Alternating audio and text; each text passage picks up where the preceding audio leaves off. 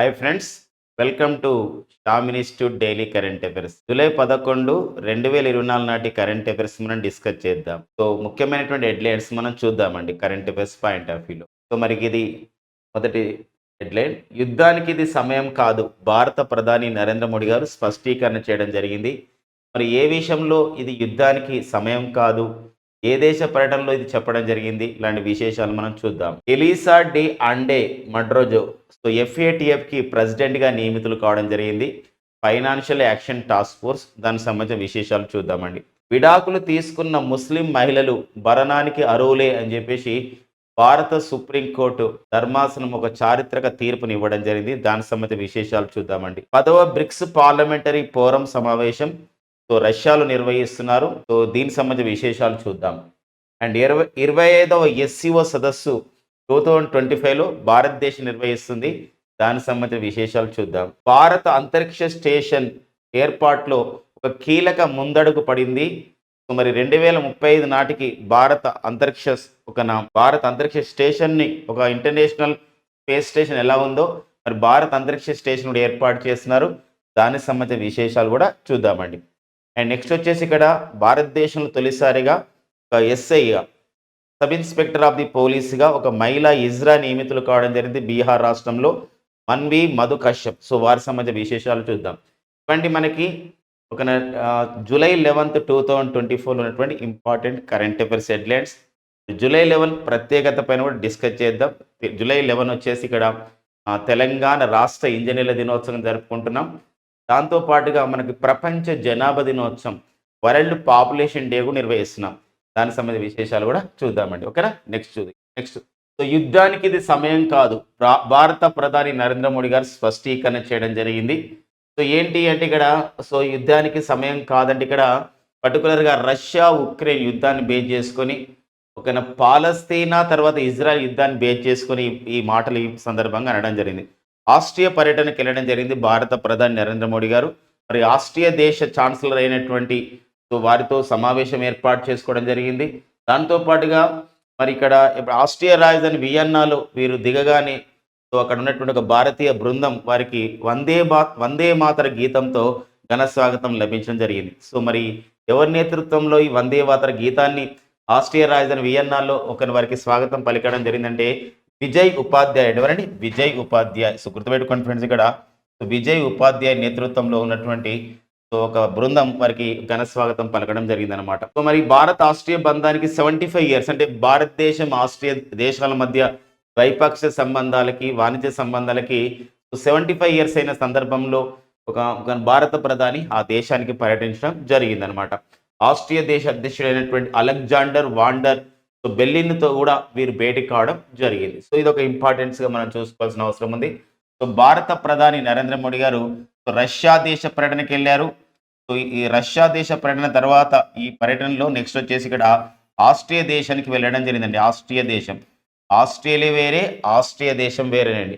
మరి Russia Austria దేశాలకి భారత ప్రధాని సో ఈ యొక్క సంబంధించిన పర్యటనకి వెళ్ళారు జూలై 2024లో.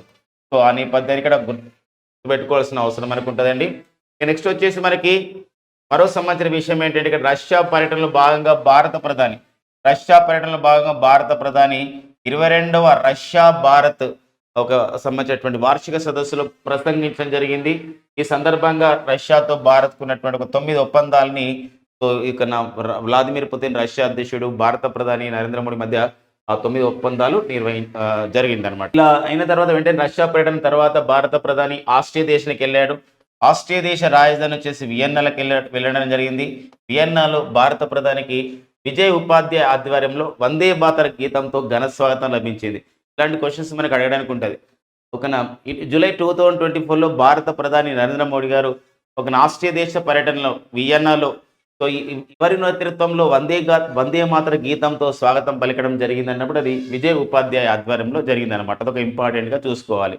మరి బకిం చంద్ర చటర్జీ రాసినటువంటి ఒక గీతము మనకి వందే మాతరం అండి, అలాంటి నేపథ్యం. నెక్స్ట్ వచ్చేసి జూలై 2024లో భారత ప్రధాని ఈ క్రింది ఏ దేశంతో ద్వైపాక్షిక సంబంధాలకి దౌత్య సంబంధాలకి 75 ఇయర్స్ అనే సందర్భంగా ఆ దేశంలో పర్యటించడం జరిగిందంటే సో భారతదేశం ఏ దేశంతో చేసినటువంటి సంబంధాలు 75 ఇయర్స్ పూర్తి కావడం జరిగిందంటే ఆస్ట్రియా దేశం అనమాట. అదొక ఇంపార్టెంట్గా చూసుకోవాలండి. మరి మరొక విషయం, ఆస్ట్రియా దేశ రాజధాని వియన్నా కొంచెం ఇంపార్టెన్స్ మనకు ఉంటుంది. మనకి ఇక్కడ 1957లో ఇంటర్నేషనల్ అటామిక్ ఎనర్జీ ఏజెన్సీ అనే సంస్థ ఎక్కడ కలదు అని చెప్పేసి అంటది ఆస్ట్రియా రాజధాని వియన్నాలో ఉందండి. ఐఏఈ అని చెప్పేసి అంటాం. ఐఏఈ అనగా ఇంటర్నేషనల్ అటామిక్ ఎనర్జీ ఏజెన్సీ అని చెప్పేసి అంటామంటే అటామిక్ ఎనర్జీ ఏజెన్సీ అనే సంస్థ ఎక్కడ ఉంది? ప్రధాన కార్యాలయం 1957లో ఈ సంస్థను ఎక్కడ ఏర్పాటు చేయడం జరిగిందంటే అది వియన్నాలో ఏర్పాటు చేయడం జరిగింది. ఆస్ట్రియా రాజధాని వియన్నా అండి. సో ఇది మనకి యుద్ధానికి సమయం కాదని ఒక మాటలు ఈ ఒక రెండు దేశాల మధ్య, అంటే ఇక్కడ పర్టికులర్గా చూసినట్లయితే రష్యా రష్యా ఉక్రెయిన్ మధ్య యుద్ధం జరగడం అండ్ పాలస్తీనా ఇజ్రాయెల్ మధ్య యుద్ధం జరగడం ఇలాంటి నేపథ్యం అనమాట. సో భారత ప్రధాని నరేంద్ర మోడీ గారు ఇలాంటి వ్యాఖ్యలు గతంలో కూడా ఒకసారి చేయడం జరిగింది.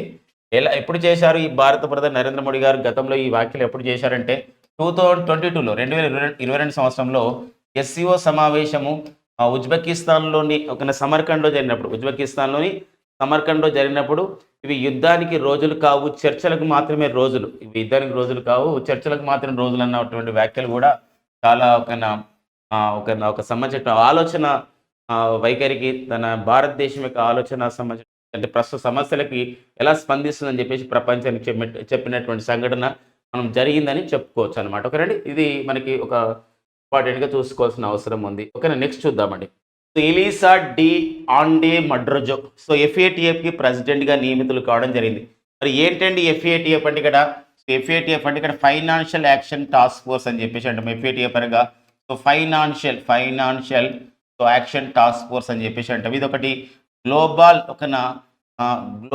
మనీ యాంటీ మనీ లెండరింగ్ ఏజెన్సీగా అండ్ గ్లోబల్ టెర్రరిజం అంటే గ్లోబల్ యాంటీ టెర్రరిజం వాచ్ డాగ్గా ఇది మనం చెప్పొచ్చు అనమాట. ఇది ఫైనాన్షియల్ యాక్షన్ టాస్క్ ఫోర్స్ అని చెప్పేసి అంటే ప్రపంచంలో వివిధ ఉగ్రవాద సంస్థలకు కానివ్వండి, ఉగ్రవాద మూలాలు ఉన్నటువంటి వ్యక్తులకు కానివ్వండి, ఉగ్రవాదానికి పెంచి పోషిస్తున్న దేశాలకు కానివ్వండి, ఎవరైతే అలాంటి వాటిపైన చూసుకున్న ఒక సంస్థగా ఎఫ్ఏటిఎఫ్ చెప్పొచ్చు.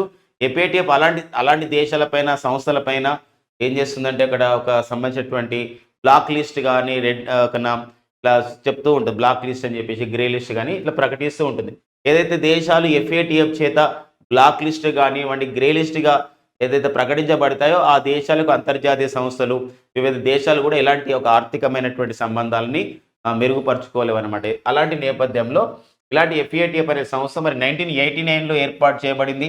మరి అంతేకాకుండా G7 దేశాల వాళ్ళు దీన్ని ఏర్పాటు చేసుకోవడం జరిగింది. మరి గ్లోబల్ యాంటీ టెర్రరింగ్ ఏజెన్సీగా పిలువబడుతున్న ఈ సంస్థ 1989లో ఎక్కడ ఏర్పాటు చేయబడింది అంటే ఫ్రాన్స్ రాజధాని ప్యారిస్లో ఏర్పాటు చేయబడినటువంటి సంస్థకి టి రాజాకుమార్ సింగపూర్ చెందినటువంటి టి రాజాకుమార్ స్థానంలో ఎఫ్ఏటిఎఫ్కి నూతన ప్రెసిడెంట్గా మెక్సికో దేశానికి చెందినటువంటి ఎలీసా డే ఆండే మడ్రోజో నియమితులు కావడం జరిగింది. వీరు ఎఫ్ఏటిఎఫ్కి అధ్యక్షురాలిగా నియమితులైనటువంటి తొలి మహిళ. అండ్ జూలై 1 నుండి 2024 నుండి జూన్ 30 2026 వరకు కూడా సో వీరు పదవిలో ఉంటారన్నమాట. ఎవరండి ఇక్కడ? సో ఎలీసా డి ఆండ్రోజో ఎప్పటి వరకు పదవిలో ఉంటారంటే 2026 వరకు పదవిలో ఉండడం జరుగుతుంది. ఫైనాన్షియల్ యాక్షన్ టాస్క్ ఫోర్స్లో భారత్ సభ్య దేశంగా ఉంది. ఎఫ్ఏటిఎఫ్లో మరి మొత్తం సభ్య దేశాల సంఖ్య ఎంతంటే ఇక్కడ 40 సభ్య దేశాలు ఎఫ్ఏటిఎఫ్లో ఉండడం జరిగింది అనమాట. సో ఆ నేపథ్యాన్ని కూడా గమనించాల్సిన అవసరం ఉంది. వార్తల్లో వ్యక్తిగా ఒక అంతర్జాతీయ అంశం కూడా చూసుకోవాల్సిన అవసరం ఉంటుంది. నెక్స్ట్ వచ్చేసి మెక్సికో దేశం అని చెప్పేసి అంటున్నాం. మరి మెక్సికో దేశానికి చెందినవారు ఎలీసా డి ఆండే మడ్రోజో ఎఫ్ఏటిఎఫ్కు ప్రెసిడెంట్. అదేవిధంగా మెక్సికో దేశం కూడా న్యూస్లో ఉందండి. క్లాడియా షెన్బామ్ సో మెక్సికో దేశానికి చెందినటువంటి క్లాడియా షెన్బామ్ మనకు న్యూస్లో ఉన్నారు. ఎలా న్యూస్లో ఉన్నారంటే మెక్సికో దేశానికి తొలి మహిళ అధ్యక్షురాలండి. మెక్సికో దేశానికి తొలి మహిళ అధ్యక్షురాలుగా పనిచేస్తున్న వారు ఎవరంటే ఇక్కడ క్లాడియా షెన్బామ్ అండి. ఎవరు? క్లాడియా షెన్బామ్. సో మనకు ఆ నేపథ్యాన్ని కూడా చూసుకోవాల్సిన అవసరం ఉంది. మెక్సికోకు తొలి మహిళ అధ్యక్షురాలు కానీ ప్రియారిటీలో మనకి ఇంపార్టెంట్గా ఉంటుందండి. సో మెక్సికో దేశం అంటే 2 పాయింట్స్ కూడా మనకి ఇంపార్టెంటే. సో నెక్స్ట్ చూద్దామండి. విడాకులు తీసుకున్న ముస్లిం మహిళలు మరణానికి అర్హులే అని చెప్పేసి ఒక తీర్పును ఆ విధంగా ఇవ్వడం జరిగింది భారత సుప్రీంకోర్టు. అంటే ఇక్కడ తెలంగాణ రాష్ట్ర హైకోర్టు గతంలో ఒక తీర్పు ఇచ్చింది. ఏంటంటే సో ఇక్కడ విడాకులు తీసుకున్న ముస్లిం మహిళలు మరణానికి అర్హులు కాదు అని చెప్పేసి తీర్పు ఇచ్చింది.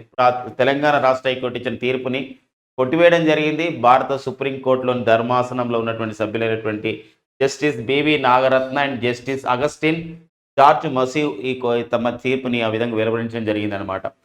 సో ఇలాంటి భారత సుప్రీంకోర్టు తీర్పు ప్రకారం చూసినట్లయితే ఇక్కడ సో నేరా శిక్షా స్మృతి ఒక సిఆర్పిఎస్సి అని చెప్పేసి అంటాం. Code of the criminal procedure అని చెప్పేసి అంటాం. మరి నేరా శిక్షా స్మృతి సెక్షన్ 125 ప్రకారం సో ఖచ్చితంగా విడాకులు తీసుకున్న ముస్లిం మహిళలు భరణానికి అర్హులే అని చెప్పేసి, అంతేకాకుండా ముస్లిం మహిళల విడాకులపై హక్కుల రక్షణ చట్టం 1986 ప్రకారం సో ఖచ్చితంగా ఈ యొక్క ముస్లిం మహిళలు విడాకులు తీసుకున్న ముస్లిం మహిళలు భరణానికి అర్హులే చెప్పేసి, అంటే ఇక్కడ విడాకులు తీసుకున్న మహిళలకి వాళ్ళ యొక్క పోషణ గురించి ఖచ్చితంగా భర్త నుండి, అంటే విడిపోయినటువంటి భర్త నుండి ఖచ్చితంగా భరణాన్ని విధంగా ఎక్స్పెక్ట్ చేయొచ్చు, ఇవ్వాల్సిన అవసరం ఉంటుందని చెప్పేసి ఇవ్వడం జరిగింది. అంతేకాకుండా ఒకవేళ విడాకులు తీసుకున్న ముస్లిం మహిళలు భరణానికి అర్హులు కాదు అని చెప్పేసి అంటే ఇది మన భారత రాజ్యాంగంలో ఉన్నటువంటి ఆర్టికల్ 15 క్లాస్ 1 ప్రకారం కులం, మతం, లింగం, ప్రాంతం, పుట్టిన ప్రాంతం ఆధారంగా ఏ పౌరుడికైనా వివక్ష చూపకూడదు. అంటే ఇక్కడ ఇలా ఒకవేళ భరణాన్ని వాళ్ళు తీసుకోరు, భరణాన్ని తీసుకోవడానికి వీలు లేదు, ముస్లిం మహిళలు విడాకులు అయిన తర్వాత వాళ్ళ మాజీ భర్త నుండి భరణాన్ని తీసుకోవడానికి వీలు లేదు అన్నప్పుడు ఇక్కడ ఆర్టికల్ 15 క్లాస్ 1 అనేది ఇది మనం అతిక్రమించడమే అవుతుంది. కాబట్టి ఖచ్చితంగా తీసుకోవాల్సిన అవసరం ఉంటుందని చెప్పేసి ఇక్కడ ఇవ్వాలి అని చెప్పేసి ఒక సంబంధించినటువంటి ఆ తీర్పుని మన భారత సుప్రీంకోర్టు ధర్మాసనంలో సభ్యులైనటువంటి నా తీర్పులో ఇచ్చినటువంటి సభ్యులైనటువంటి justice BV Nagarathna and justice Augustine George Masih so వాళ్ళు తీర్పును వెలువరించడం జరిగింది అనమాట. ఓకేనండి, మనకి ఇది ఒక కరెంట్ పాలిటీ అంశంగా మనం చూసుకోవాల్సిన అవసరం మనకు ఉంటుంది. ఎందుకోసం అంటే మన భారతదేశంలో ఇప్పుడు త్రిపుల్ తలాక్ చట్టం కూడా వచ్చింది. త్రిపుల్ తలాక్ నిషేధిస్తూ ఒక చట్టం కూడా వచ్చింది 2019 నుండి రావడం జరిగింది, ఆగస్టు 1 నుండి. అలాంటి నేపథ్యంలో మరి ఇది సంబంధించినటువంటి త్రిపుల్ తలాక్ చట్టంలో ఎవరైతే నిషేధించినప్పటికి కూడా అలాంటి నేరమైనప్పుడు కూడా ఒకవేళ విడాకులు తీసుకున్నట్లయితే వాళ్ళు భరణాన్ని ఎక్స్పెక్ట్ చేయొచ్చు, తీసుకోవచ్చు మాజీ భర్త నుండి అని చెప్పేసి ఒక సంబంధించింది ఇవ్వడం జరిగింది అనమాట. ఇది మనకి నేరా శిక్షా స్మృతి సిఆర్పిఎస్ సెక్షన్ 125 ప్రకారం ఇది ఖచ్చితంగా తీసుకోవచ్చు అని చెప్పేసి ఉంది. బట్ ఇప్పుడు ఏంటంటే ఇది అప్పుడు తెలంగాణ రాష్ట్ర హైకోర్టు ఇచ్చిన తీర్పు ప్రకారం ఇది తీర్పు వచ్చింది. తెలంగాణ రాష్ట్ర హైకోర్టు ఇచ్చిన తీర్పుని కొట్టేసి ఇప్పుడు నేరా శిక్షా స్మృతిని దాని స్థానంలో అప్పటి కేసు కాబట్టి మనం నేరా శిక్షా స్మృతి సిఆర్పిఎస్ అని మాట్లాడుతున్నాం, అంటే code of the criminal procedure. మరి ఇప్పుడైతే మన జూలై 1 నుంచేనైతే జూలై 1, 2024 నుండి మన భారతదేశంలో ఈ క్రిమినల్ నేర న్యాయ చట్టాలు ఏవైతే ఉన్నాయో ఈ నేర న్యాయ చట్టాల స్థానంలో, అంటే గతంలో ఉన్నటువంటి ఐపీసీ స్థానంలో బిఎన్ఎస్ రావడం. ఓకే, ఐపీసీ స్థానంలో ఏమొచ్చిందండి, బిఎన్ఎస్ వచ్చింది. అండ్ సిఆర్పిసి స్థానంలో మనకి ఏమొచ్చిందంటే బిఎన్ఎస్ఎస్ అనేది వచ్చింది. అండ్ ఇండియన్ ఎవిడెన్స్ యాక్ట్ స్థానంలో మనకి ఏం రావడం జరిగిందండి, ఒక భారతీయ సాక్ష్యాధీనం అనేది రావడం జరిగిందండి, భారతీయ సాక్ష్యాధీనం రావడం జరిగింది. ఈ నేపథ్యం చూసుకోవాల్సిన అవసరం ఉంటుంది. మరి ఇప్పుడు సిఆర్పిసిని ఏమని పిలుస్తున్నామంటే భారతీయ నాగరిక సురక్ష సమితి అని చెప్పేసి అంటున్నాం. అదనమాట. జూలై 1, 2024 నుండి ministry of the home affairs వాళ్ళు, కేంద్ర హోంశాఖ వ్యవహారాల మంత్రిత్వ శాఖ ఈ యొక్క కొత్త నేర న్యాయ చట్టాలని అమలు చేయడం అయితే జరుగుతున్న నేపథ్యం అనమాట. ఇది పాత కేసు కాబట్టి మనకి సిఆర్పిసి అని ఇవ్వడం జరిగింది. ఆ నేపథ్యాన్ని కూడా మనం చూసుకోవాల్సిన అవసరం ఉంది. ఇంకొకరు ఉన్నారండి మనకు, జస్టిస్ బివి నాగరత్న గారు. వారు మనకు వెరీ ఇంపార్టెంట్. ప్రస్తుతం మన భారత సుప్రీంకోర్టులో 3 మహిళలు న్యాయమూర్తులుగా పనిచేస్తున్నారు. ఆ 3 మహిళలు ఒకరు వచ్చేసి ఎవరంటే జస్టిస్ బివి నాగరత్న గారు, అండ్ నెక్స్ట్ జస్టిస్ బేలాం త్రివేది గారు, అండ్ నెక్స్ట్ వచ్చేసి మనకి ఒకనా జస్టిస్ హిమకోయిలి గారు. మరి జస్టిస్ బివి నాగరత్న గారి యొక్క ప్రత్యేకత ఏంటంటే 2027 ఆగస్టులో, ఓకేనా, 2027 అండి, 2027 ఆగస్టులో జస్టిస్ బివి నాగరత్న గారు మన భారత సుప్రీంకోర్టుకి ప్రధాన న్యాయమూర్తి పదవిని చేపట్టబోతున్నారు సీనియారిటీ ప్రకారం. అలా జరిగినట్లయితే మన భారత సుప్రీంకోర్టుకి ప్రధాన న్యాయమూర్తిగా నియమితులైనటువంటి తొలి మహిళ ఎవరు అని చెప్పేసి అంటే జస్టిస్ బివి నాగరత్న గారండి.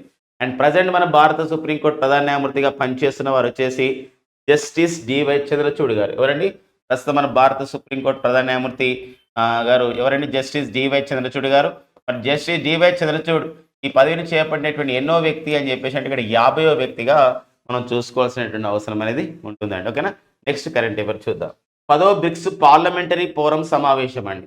అంటే పార్లమెంటరీ ఫోరం అని బ్రిక్స్ అనేది ఇక్కడ బ్రిక్స్ అనగా Brazil, Russia, India, China, south Africa ఈ 5 దేశాలు కలిసి ఏర్పాటు చేసుకున్న కూటమి.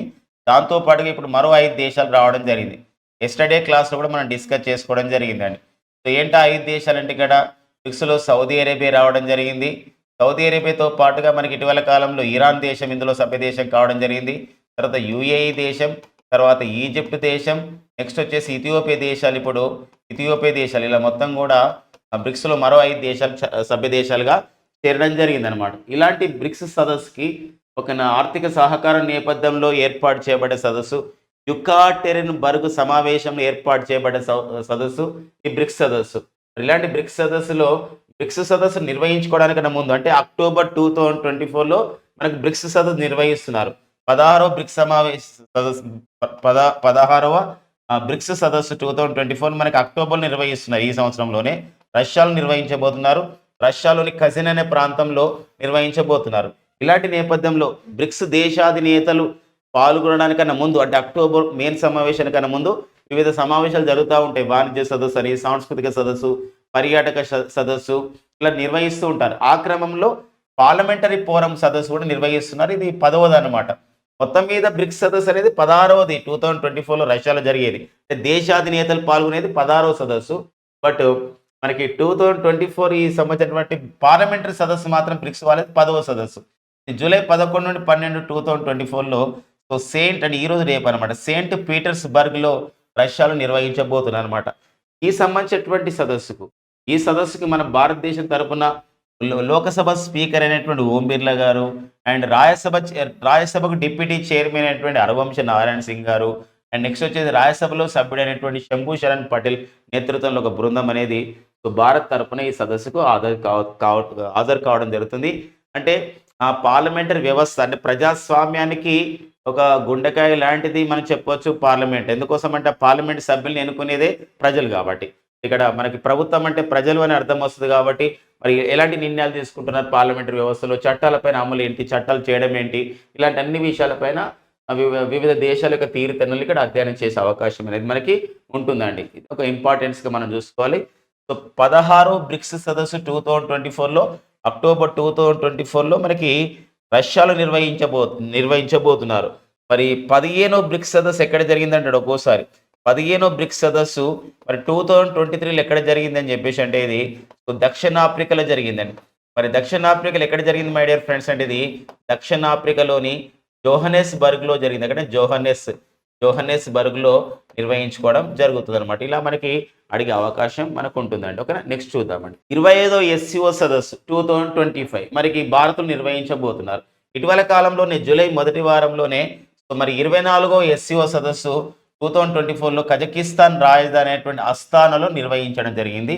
మరి ఈ సదస్సుకు మన భారత్ తరపున సుబ్రహ్మణ్యం జయశంకర్ అండి జయశంకర్ గారు హాజరు కావడం జరుగుతుంది. జయశంకర్ గారు హాజరు కావడమైంది, ఆల్రెడీ వెళ్ళాడు, అక్కడ మాట్లాడడం కూడా జరిగింది, అయిపోయింది. జూలై మొదటి వారం కాబట్టి అయిపోయింది 24వ SCO సదస్సు. SCO అంటే ఏంటంటే ఇక్కడ షాంఘై కోఆపరేషన్ ఆర్గనైజేషన్ అని చెప్పేసి అంటాం. SCO అంటే ఏంటి మై డియర్ ఫ్రెండ్స్ అంటే ఇక్కడ షాంఘై కోఆపరేషన్ ఆర్గనైజేషన్ అండి. షాంఘై కోఆపరేషన్ ఆర్గనైజేషన్ సదస్సు, మరి షాంఘై సహకార సంస్థ అని చెప్పేసి అంటాం. సో ఆర్థిక సహకారం, రాజకీయ సహకారం, భద్రతా సహకారం, political cooperation, economic cooperation and security cooperation, ఇలా మూడు ఒక సంబంధించినటువంటి సిద్ధాంతాలతో ఒక ఇతివృత్తంతో ఏర్పాటు చేయబడేటువంటి ఒక సదస్సుగా మనకి SCO సదస్సు గుర్తించబడింది. యాక్చువల్గా SCO అనేది ఫస్ట్ స్టార్టింగ్లో షాంఘై 5గా మాత్రం ఉండేది. 1996లో షాంఘై 5గా షెంజన్ 5 లేదా షాంఘై 5 అని చెప్పేసి అంటాం. షాంఘై 5 అనే ఒక కూటమిగా ఏర్పడడం జరిగింది. షాంఘై 5 అనేది ఎలా ఉంటుందంటే చూడండి, చైనా ఉండింది అండ్ రష్యా దేశాలు, దాంతోపాటుగా కజకిస్తాన్ దేశం అండి, కజకిస్తాన్ అండ్ నెక్స్ట్ వచ్చేసి ఇక్కడ ఏంటంటే కిర్గిజిస్తాన్ దేశం, ఒక కిర్గిజిస్తాన్తో పాటుగా తజకిస్తాన్ అండి అండ్ ఒక తజకిస్తాన్ దేశం, తజకిస్తాన్ ఇద్దరు చెప్పుకున్నది అస్తానా దీని రాజధాని. అండ్ నెక్స్ట్ వచ్చేసి ఇక్కడ ఇవన్నమాట ఈ 5 దేశాలు మనం షాంఘై 5 దేశాలుగా 1996లో ఏర్పడింది. తర్వాత క్రమంలో 2001 సంవత్సరంలో ఏమైందంటే ఇక్కడ చూసాం కదా, ఉజ్బెకిస్తాన్ సభ్య దేశంగా చేరింది. ఎప్పుడైతే ఈ షాంఘై 5లో ఉజ్బెకిస్తాన్ అనేది ఎప్పుడైతే సభ్య దేశంగా చేరిందో ఆ దేశం, అప్పుడు ఈ షాంఘై 5 కూటమి ఎలా మారిందంటే SCOగా ఏర్పాటు చేయడం జరిగింది అనమాట. 96లో షాంఘై 5 ఉజ్బెకిస్తాన్ చేయడంతో అది SCO కూటమిగా ఏర్పాటు చేయడం జరిగింది. ఇప్పుడు మొత్తం చూసారా ఇక్కడ ఒక 6 దేశాలు ఉన్నాయి. 6 దేశాలు సభ్య దేశాలుగా ఉన్నాయి 2001లో. మళ్ళీ 2017 సంవత్సరంలో భారత్ మరియు పాకిస్తాన్ చేరడం జరిగింది ఎస్సీఓలో. భారత్ పాకిస్తాన్ ఎస్సీఓలో చేరడంతో సభ్య దేశాల సంఖ్య 9కి అది ఎంతండి 8కి చేరింది. ఎందుకు 6 + 2 8 అయింది. అండ్ నెక్స్ట్ వచ్చేసి మరి 2021లో ఇరాన్ దేశం సభ్య దేశంగా చేరింది. అండ్ 2024లో రీసెంట్గా మనకి బెలారస్ సభ్య దేశంగా చేరింది. అంటే ఇక్కడ ఇరాన్ అనేది 9వ సభ్య దేశంగా, బెలారస్ అనేది 10వ సభ్య దేశంగా చేరింది. ఇక్కడ గుర్తుపెట్టుకోవాలి, ఎస్సీఓలో 10వ సభ్య దేశంగా చేరినటువంటి దేశం వచ్చేసి మరి 2024లో ఏ దేశం అండి? బెలారస్ సభ్య దేశంగా చేరింది. ప్రజెంట్ ఎస్సీఓలో సభ్య దేశాల సంఖ్య ఎంతకి చేరింది? 10కి చేరింది. అయితే మరి 24వ ఎస్సీఓ సదస్సు కజకిస్తాన్ రాజధాని అస్తాలో నిర్వహించిన తర్వాత ఇప్పుడు ఒకటి ప్రకటించారు. 25వ ఎస్సీఓ సదస్సుని, 25వ షాంఘై కోఆపరేషన్ ఆర్గనైజేషన్ సదస్సుని 2025లో ఎవరు నిర్వహించబోతున్నారండి? ఇక్కడ రొటేషన్ ప్రకారం భారతదేశం నిర్వహిస్తుంది. వెరీ వెరీ ఇంపార్టెంట్ అండి. సదస్సులపైన, సమావేశాలపైన అవి ఎక్కడ నిర్వహిస్తారు లాంటి అంశాలపైన మనకు ఖచ్చితంగా కాంపిటేటివ్ ఎగ్జామ్స్లో మనకి ఇంపార్టెంట్గా మనకు ఉంటుందండి. కాబట్టి ఆ సదస్సు పైన మనం డిస్కస్ చేసుకోవాల్సిన అవసరం మనకు ఉంటుంది. సో ఇది ఎస్సీఓ సదస్సు పైన 25వ ఎస్సీఓ సదస్సు ఎక్కడ నిర్వహించబోతున్న 2025 అంటే భారతదేశం నిర్వహించబోతుంది అనమాట. ఓకేనా? 2024 ఎక్కడ నిర్వహించారంటే కజకిస్తాన్ రాజధాని అస్తానాలో నిర్వహించుకోవడం జరిగింది. ఓకే, నెక్స్ట్ చూద్దాం. నెక్స్ట్ వచ్చేసి మనకి ఓకేనా ఇంటర్నేషనల్ స్పేస్ స్టేషన్ అంటే అంతర్జాతీయ అంతరిక్ష కేంద్రం.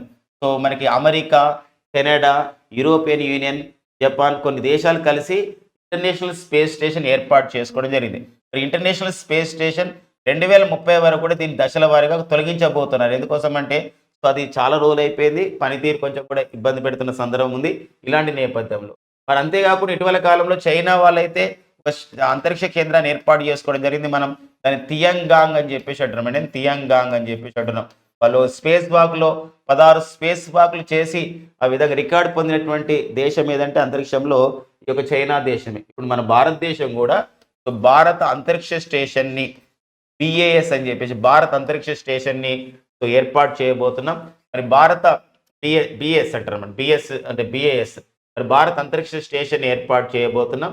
మరి ఈ భారత అంతరిక్ష స్టేషన్ని ఒక ఏర్పాటు చేసినప్పుడు ఇది మనకి ఎలా ఒక కీలక ముందడుగు ఏర్పాటు చేయడం జరిగింది అనమాట. అంటే మన ఇస్రో ప్రకటించింది మేము ఖచ్చితంగా ఏర్పాటు చేస్తున్న క్రమం అనమాట. భారత అంతరిక్ష స్టేషన్ ఏర్పాటు చేయడంలో ఒక కీలక ముందడుగు పడింది అని చెప్పేసి ఒక వార్త ప్రధానంగా ఉంది. సో అంతరిక్ష కేంద్రాన్ని ఏర్పాటు చేయడంలో కీలక ముందడుగు ఏంటంటే భూస్థిర కక్షలో 51.5 డిగ్రీల ఆర్బిటల్ ఇంక్లినేషన్లను ఏర్పాటు చేస్తామని చెప్పేసి ఒక ప్రకటన జరిగింది అనమాట. ఆర్బిటల్ ఇంక్లినేషన్ అనగా అర్థం ఏంటంటే సో ఏదైతే మనకు భూస్థిర కక్షలో అట్లా తిరుగుతున్న నేపథ్యంలో సో తిరుగుతున్నప్పుడు ఏంటంటే కొంచెం ఒక ఏమవుతుంటే ఆర్బిటల్ ఇంక్లినేషన్ అంటే అర్థం ఏంటంటే కొంచెం ఇట్లా కొంచెం వంపుగా ఉంటుంది అనమాట. ఎందుకోసం వంపు అవుతుందంటే ఆ టైంలో కొంచెం అక్కడ వివిధ సంబంధించినటువంటి ఉపగ్రహాల ఒక ప్రయాణం ఉండాలి, కక్షలు ఉంటాయి కాబట్టి ఎలాంటి ఇబ్బందులు తలగకుండా ఉండడానికి ఆర్బిటల్ ఇంక్లినేషన్ ఏర్పాటు చేయడం జరిగిందనమాట. ఇది 450 కిలోమీటర్ల ఎత్తులో ఏర్పాటు చేయడం జరుగుతుంది. 2023 సంవత్సరంలో భారత అంతరిక్ష స్టేషన్ అని చెప్పేసి అంటామండి. బిఏఎస్ అంటే ఏంటంటే బి అంటే భారత్, ఏ అంటే అంతరిక్షం అండి, ఎస్ అంటే ఇక్కడ స్టేషన్ అని గుర్తుపెట్టుకోండి. భారత అంతరిక్ష స్టేషన్. సో ఇక ఓకేనా, భారత అంతరిక్ష స్టేషన్ని సో నమూనా ప్రయోగించబోతున్నారు మన ఇస్రో వాళ్ళు 2029లో. అండ్ 2035లో పూర్తి స్థాయిలో ఈ యొక్క భారత అంతరిక్ష స్టేషన్ బిఏఎస్ అనేది అది ఒక తన యొక్క కార్యకలాపాలు ప్రారంభించబోతుంది అనమాట. సో ఇది ఒక ఇంపార్టెన్స్గా ఒక కీలకమైన ముందడుగా మనం చెప్పడానికి మనకు ఉంటుందండి. ఇస్రో వాళ్ళు చేసినట్టు గంటగా మనం చెప్పుకోవచ్చు. మరి ఇస్రో 1969లో ఏర్పాటు చేయబడ్డ సంస్థ ఇస్రో అండి. అండ్ నెక్స్ట్ వచ్చేసి మనకి ఆగస్టు 15 ఏర్పాటు చేశారు. బెంగళూరు కేంద్రంగా పనిచేస్తున్నటువంటి సంస్థ ఇస్రో. మరి ఇస్రోకి ప్రజెంట్ చైర్మన్గా పనిచేస్తున్న వారు శ్రీధర సోమనాథ్ అనేవారు ఇస్రోకి ప్రజెంట్ చైర్మన్గా పనిచేస్తున్న విషయం. నిన్నటి కరెంట్ అఫైర్స్ కూడా డిస్కస్ చేసినాం. ఆగస్టు 23 ఒక మనకి చంద్రయాన్ 3 సక్సెస్ అయినటువంటి ఆగస్టు 23 చంద్రమండల యాత్రలో భాగంగా చంద్రయాన్ 3లో ఒక ల్యాండర్ ఆ యొక్క రోవర్ అనేది ఆగస్టు 23 చంద్రమండలంలోని దక్షిణ ధ్రువం పైన దిగింది, ఆ యొక్క శివశక్తి పాయింట్ దగ్గర. అందుకే దాన్ని ఆగస్టు 23 మనం నేషనల్ స్పేస్ డేగా, జాతీయ అంతరిక్ష దినోత్సవం కూడా జరుపుకుంటున్న నేపథ్యం అనమాట. ఓకేనా, నెక్స్ట్ చూద్దాం. సో మరి దేశంలోనే తొలి మహిళా ట్రాన్స్జెండర్ ఎస్ఐగా సో మన్వి మధు కశ్యప్ నియమితులు కావడం జరిగింది. అంటే మీ ఎగ్జామ్ రాయడం జరిగింది. మనకి ఎట్లయితే ఎస్ఐ కానిస్టేబుల్లో సో ప్రిలిమ్స్ ఒక మెయిన్స్ ఈవెంట్స్ ఎట్లయితే ఉంటాయో అట్లనే బీహార్ రాష్ట్రంలో సో వీరు ఒక ఎస్ఐ ఎగ్జామ్ రాశారు, సబ్ ఇన్స్పెక్టర్ పోలీస్ ఎగ్జామ్ రాసి ఆ విధంగా మెరిట్లో ఆ విధంగా జాబ్కు సెలెక్ట్ కావడం జరిగింది. ఇది ఒక రికార్డ్ అనమాట. భారతదేశంలోనే తొలి మహిళ ట్రాన్స్జెండర్ ఎస్ఐ ఎవరంటే ఇక్కడ మన్వి మధు కశ్యప్ అనేది మన్వి మధు కశ్యప్. వీరు బీహార్ రాష్ట్రానికి చెందినవారు. బీహార్లోని బాగల్పూర్ గ్రామానికి చెందినవారు అనమాట. ఇది మనకు ఒక ఇంపార్టెంట్గా చూసుకోవాల్సిన అవసరం ఉంది. ఎందుకోసం మరి ఎవరైనా మనం ఇక్కడ ట్రాన్స్జెండర్ల యొక్క హక్కులు మనకి ఇంపార్టెంటే, ట్రాన్స్జెండర్ల యొక్క సంక్షేమం మనకి ఇంపార్టెంటే. మరి కేంద్ర సామాజిక న్యాయం సాధికారత మంత్రిత్వ శాఖ ఈ యొక్క ట్రాన్స్జెండర్ సంబంధించినటువంటి సంక్షేమం గురించి ఎంతో కృషి చేస్తున్న నేపథ్యంలో ఒక మహిళా ట్రాన్స్జెండర్ ఈ sub inspector of the police అయింది. వారి పేరు వచ్చేసి ఏదండి మన్వి మధు కశ్యప్ అనేది. మన్వి మధు కశ్యప్ ఏ రాష్ట్రం అంటే బీహార్ రాష్ట్రం అండి. బీహార్ రాష్ట్రం అంటే మనం గుర్తుపెట్టుకోవాలి నితీష్ కుమార్. మన బీహార్కి ప్రజెంట్ ముఖ్యమంత్రి వచ్చేసి ఎవరండి నితీష్ కుమార్ అనేవారు బీహార్ రాష్ట్రానికి ప్రజెంట్ ఒక ముఖ్యమంత్రిగా పనిచేస్తున్న నేపథ్యం. ఇటీవల కాలంలో బీహార్ చాలా న్యూస్లో ఉంటుంది. ఈ వరదల వల్ల వర్షాల వల్ల లేకపోతే ఈ సంబంధించినటువంటి ఈ యొక్క మొత్తం కూడా నీటి సంబంధించినటువంటి ఎక్కువగా వర్షం రావడం ద్వారా వరదల వల్ల ఏమైతే చాలా బ్రిడ్జెస్ 10కి పైగా బ్రిడ్జ్లు అక్కడ నిర్మాణంలో ఉన్నవి నిర్మించినవి ఇవన్నీ కూడా కూలిపోయిన సంఘటన జరుగుతున్నటువంటి ప్రాంతంగా మనకి బీహార్ రాష్ట్రం అనేది న్యూస్లో ఉందండి. ఓకే, నెక్స్ట్ చూద్దాం. నెక్స్ట్ వచ్చేసి మనకి ఏఐ శతావరి సృష్టికర్త రాహుల్ చౌదరి. సో ఇది రెండు ఇన్ఫర్మేషన్స్ అని ఎందుకోసం అంటే ఓకేనా మనకి అందాల పోటీలు అని చెప్పేసి అంటే మనం ఇప్పుడు మన భారతదేశంలో తొలిసారిగా మిస్ వరల్డ్ సాధించినటువంటి తొలి మహిళ అంటే మనకు రీటా ఫారీ అని చెప్తాం. ఒక మహిళ ఆ ఘనతను సాధించింది. మిస్ యూనివర్స్ అంటాం. మనకు మిస్ వరల్డ్ టైటిల్ సాధించిన తొలి భారతీయ మహిళ రీటా ఫారీ అయితే మిస్ యూనివర్స్ టైటిల్ సాధించిన తొలి భారతీయ మహిళ సుష్మితా సేన్. ఇప్పుడు రోజులు ఎట్లా అయిపోయినాయంటే మనం ఆర్టిఫిషియల్ ఇంటెలిజెన్స్ యుగంలో నివసిస్తున్నాము, ఒక కృత్రిమ మీద ఒక యుగంలో నివసిస్తున్నాము, ఆ ఎరలో నివసిస్తున్నామంటే ఇప్పుడు జరుగుతున్నటువంటి ఈ పోటీలు మనం what we are living this era we called as AI era, artificial intelligence era. ఎలా ఇక్కడ సో అందాల పోటీల్లో ఒకనా ప్రాణం ఉన్నటువంటి మనుషులు పాల్గొనడం కాదు, మరి ప్రాణం లేని ఒక కృత్రిమ మేధతో తయారు చేసినటువంటి రోబోస్ పాల్గొంటున్నాయి. మరి అలాంటి రోబోలు ఈరోజు ఒక మిస్ ఏఐ అనే ఒక టైటిల్ కూడా పొందడం జరిగింది. సో ఇది మనం ఒక సమాజం మారింది, సమాచార సాంకేతిక విప్లవము ఏ స్థాయిలోకి వచ్చిందో మనం చూసుకోవచ్చు అనమాట.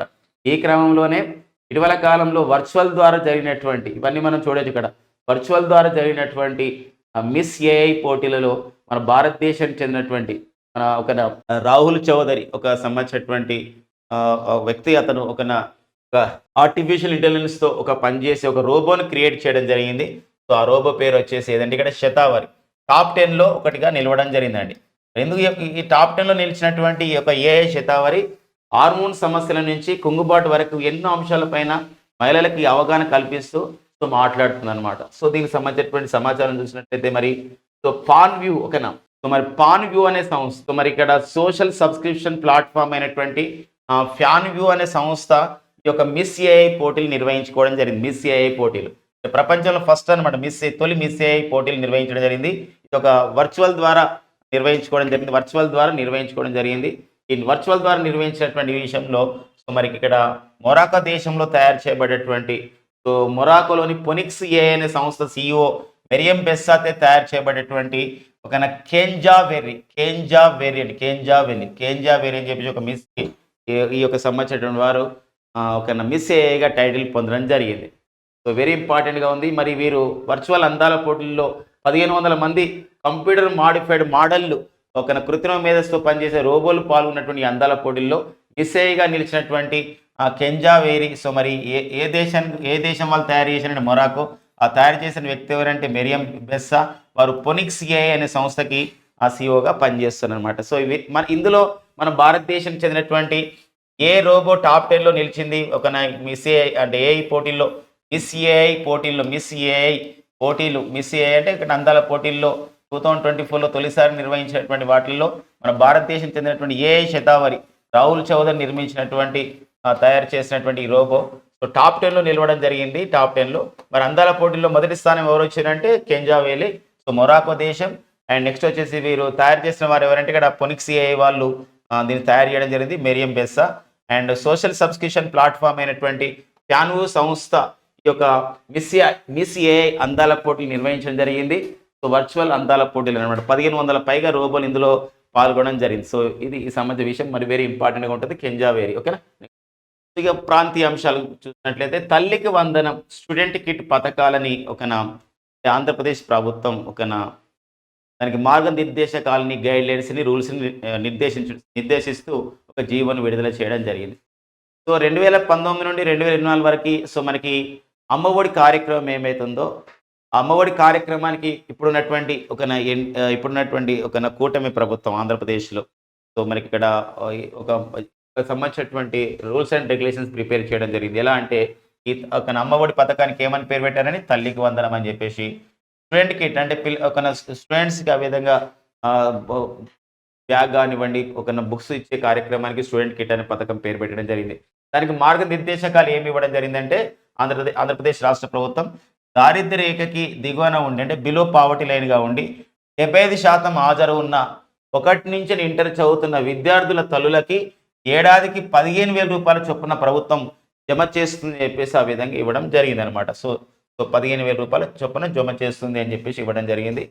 సో, ఇది ఎంత 75% హాజరుండాలి.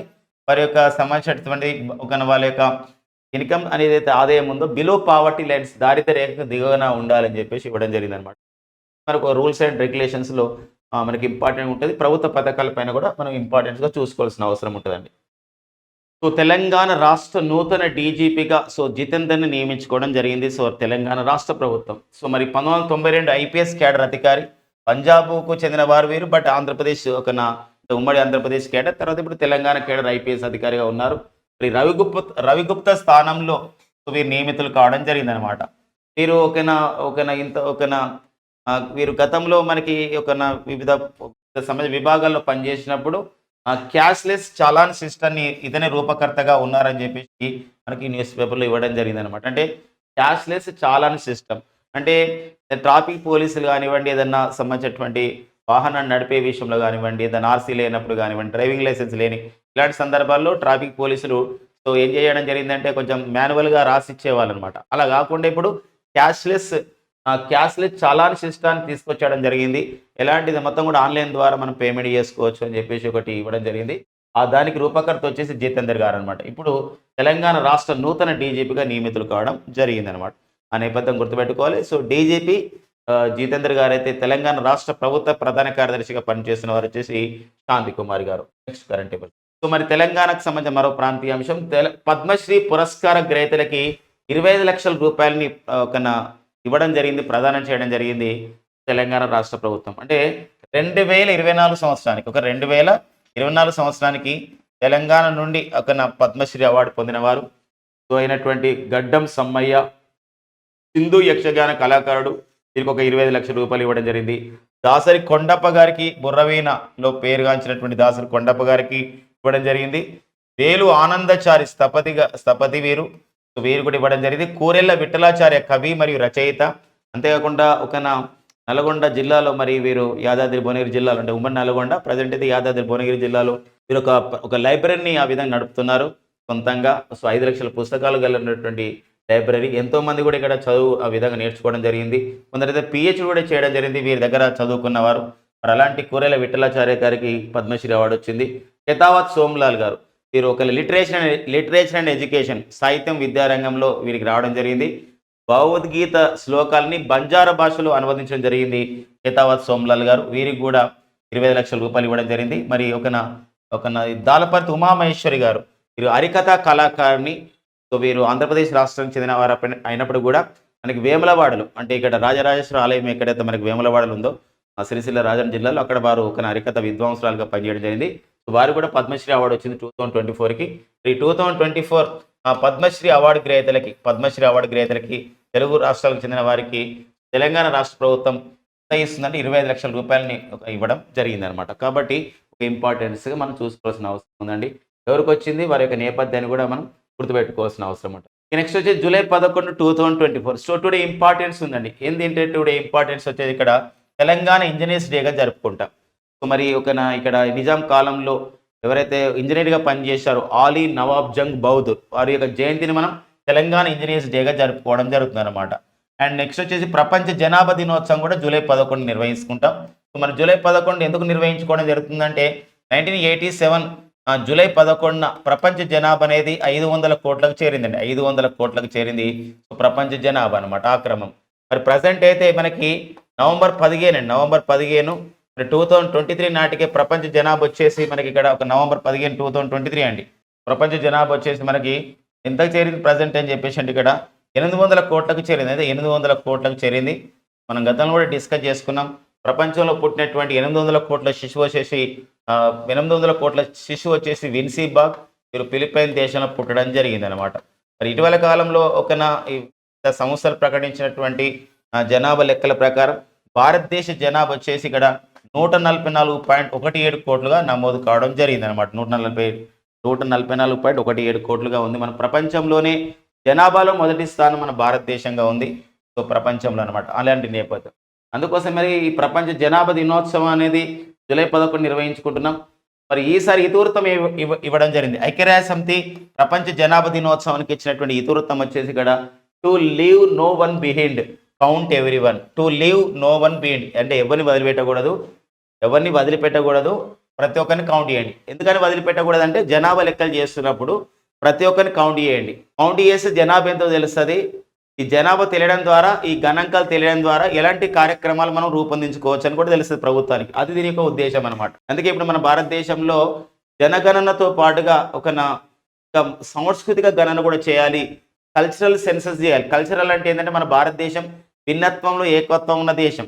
వివిధ మతాలు, సాంప్రదాయాలు, ఆచార వ్యవహారాలు, పండుగలు, నృత్యాలు ఇలా చాలా ఉన్న నేపథ్యం ఉండదు. కాబట్టి భాషలపైన ఇవన్నీ కూడా సాంస్కృతిక జనగణన చేస్తే ఏమవుతుందంటే తద్వారా సంస్కృతి సాంప్రదాయాలకు పెద్దపీట వేసి జీవన నైపుణ్యాలు మరింతగా ఉంటాయని చెప్పేసి ప్రముఖులు చెప్తున్న నేపథ్యం ఉంది. కాబట్టి ఈ సందర్భంగా మనం గుర్తుపెట్టుకోవాల్సిన అవసరం ఉంది. మరొక విషయం ఫ్రెండ్స్, ఇక్కడ తెలంగాణ రాష్ట్ర ఇంజనీర్స్ డే వచ్చేసి జూలై 11, ప్రపంచ జనాభా దినోత్సవం జూలై 11 అండ్ జాతీయ ఇంజనీర్ల దినోత్సవం కూడా జరుపుకుంటాం. నేషనల్ ఇంజనీర్స్ డేని ఎప్పుడు జరుపుకుంటాం అంటే ఇక్కడ మోక్షగుండం విశ్వేశ్వరయ్య గారి యొక్క జయంతి అయినటువంటి సెప్టెంబర్ 15 మనం జాతీయ ఇంజనీర్ల దినోత్సవం జరుపుకుంటాం అనమాట. మరి మోక్షగుండం విశ్వేశ్వరయ్య గారు 1934లో ఒక పుస్తకం కూడా విడుదల చేయడం జరిగింది, planned economy for India. So ఆ నేపథ్యాన్ని కూడా చూసుకోవాల్సిన అవసరం ఉంది. చివరిగా మనకి స్పోర్ట్స్ అప్డేట్ అండి. మనకి ఎక్కడైతే మనకు ఒలింపిక్ క్రీడలు జరుగుతాయి, ఇప్పుడు 33 ఒలింపిక్ క్రీడలు జరుగుతాయి. ఈ నెలలోనే ప్రారంభం కాబోతున్నాయి 33 ఒలింపిక్ క్రీడలు. మరి 33 ఒలింపిక్ క్రీడలు 2024లో ఎక్కడ నిర్వహించబోతున్నారు అంటే ఇక్కడ ఫ్రాన్స్ రాజధాని అనేటువంటి ప్యారిస్లో నిర్వహించబోతున్నారు. ఆల్రెడీ మన భారతదేశం 113 మంది బృందం ఈ యొక్క సంబంధించిన ఒలింపిక్ క్రీడలకు హాజరు కాబోతుంది. అథ్లెటిక్స్ బృందం ఇందులో 16 క్రీడలకు చెందినటువంటి 113 మంది ఇంతవరకు అయితే సెలెక్ట్ కావడం జరిగింది. ఎక్కడైతే ఒలింపిక్ క్రీడలు జరిగాయో అక్కడే మనకి పారా ఒలింపిక్ క్రీడలు కూడా జరుగుతాయి. పారా ఒలింపిక్స్ అంటే అర్థం ఏంటంటే ఇక్కడ వికలాంగులకు సంబంధించినటువంటి దివ్యాంగులు ఆడే ఆటలు అనమాట. ఈసారి పారా ఒలింపిక్స్లో ఒక్కొక్కరు సెలెక్ట్ అవుతున్నారు. సో రుబీనా అండ్ స్వరూప్ వీళ్ళిద్దరు కూడా ఈసారి ఎంపిక కావడం జరిగింది. రుబీనా మరి ఒక మహిళా ఒక సంబంధించినటువంటి ఒక షూటింగ్ క్రీడాకారిణి, ఒక స్వరూప్ మరి ఇక్కడ ఒక మేల్ షూటింగ్ క్రీడాకారుడు. వీరిద్దరు కూడా 10 మీటర్ల ఎయిర్ పిస్టల్ SH1 విభాగం నుండి 10 మీటర్ల ఎయిర్ పిస్టల్ SH1 విభాగం నుండి ఒకరు మహిళలు, ఒకరు మేల్ అనమాట. Female and male. Swaroop male అనమాట, మేల్ షూటింగ్ ప్లేయర్. వీరిద్దరు కూడా ఎంపిక కావడం జరిగింది. అంటే వీళ్ళు వెళ్ళి ఇప్పుడు ఈ ఒలింపిక్ క్రీడలు జరిగిన తర్వాత మళ్ళీ ప్యారిస్లో ఒక 3-4 డేస్ అయిపోయిన తర్వాత అంటే ఒలింపిక్ క్రీడలు అయిపోయిన వెంటనే ఏమవుతుందంటే పారాలింపిక్ జరిగితే అందులో వీరు పాల్గొనబోతున్నారు. ఇంకా మరికొంతమంది పాల్గొనబోతున్నారు. అప్పుడు మనం ప్రారంభమైనప్పుడు ఇంకా ఎంతమంది పాల్గొన్నారు, ఎలాంటి పథకాలు వచ్చాయి అని చెప్పేసి గుర్తుపెట్టుకోవాలి.